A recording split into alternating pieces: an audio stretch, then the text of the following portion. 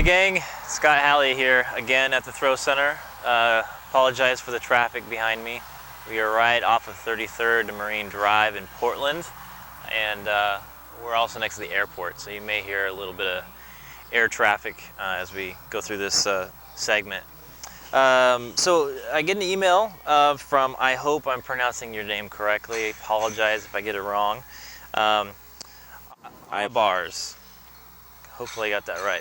Anyway, the email goes, how do I utilize my whole body in the throw? Almost all of my throws are completely upper body. Because of my 5-step throws, run-up throws are relatively close in distance to my shorter throws. Each time I watch Zelezny, Torkelson, etc., I see how much they get their bodies into the throw.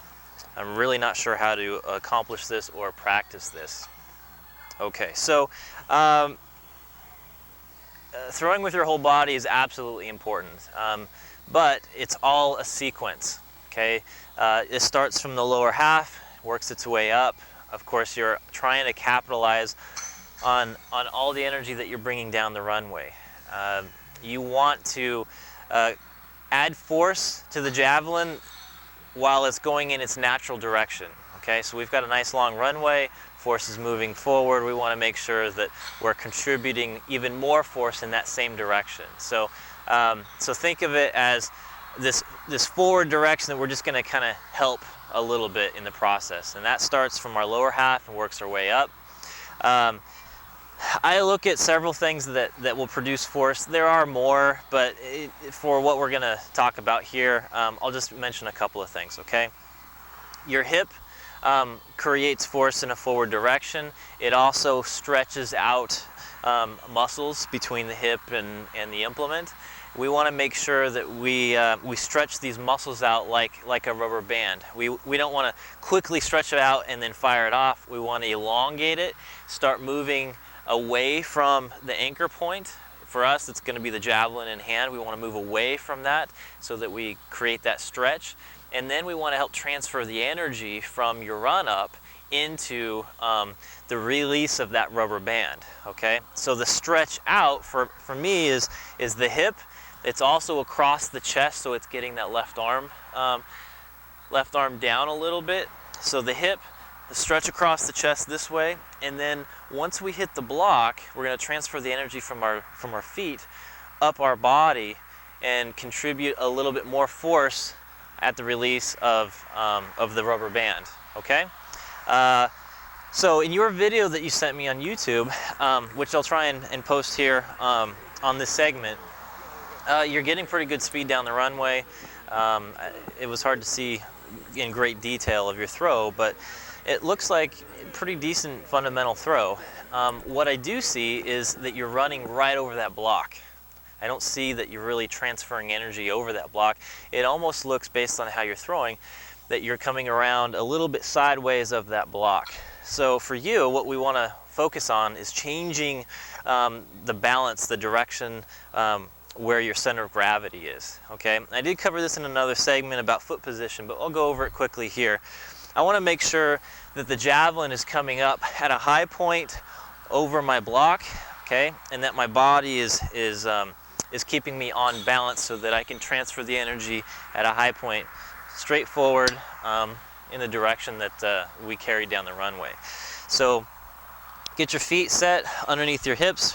If you're right-handed, take your right foot, drop it back, flex the knee. I'll show you sideways here. Flex the knee so that the hip can now travel through.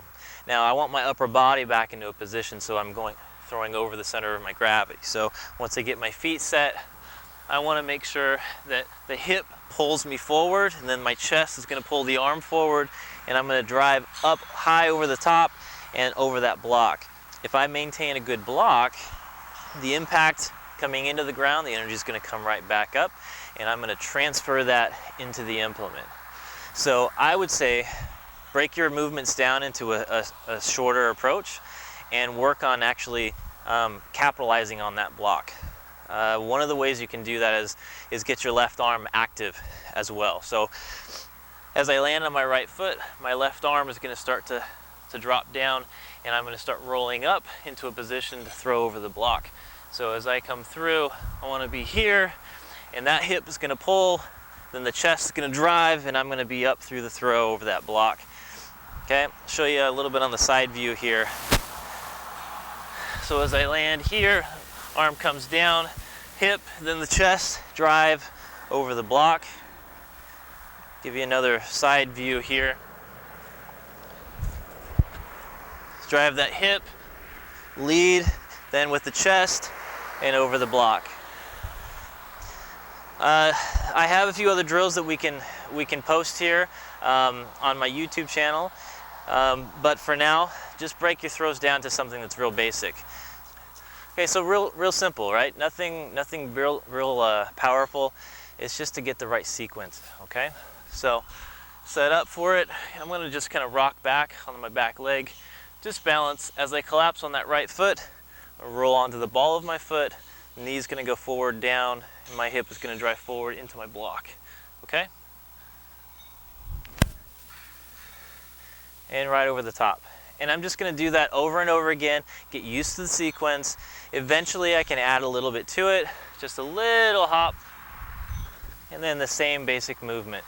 And you're just going to do that over and over again. Eventually you add more steps, add more speed, and hopefully if you do it in increments, you can keep pushing the envelope, start putting a little bit more speed, a little bit more energy into the Javelin, and before long you'll be doing your full approach. You get to the end, you'll be nice and set up for a great throw. So hopefully that answers your question. If anyone else has any Javelin questions they'd like to have answered on this segment, please send me an email.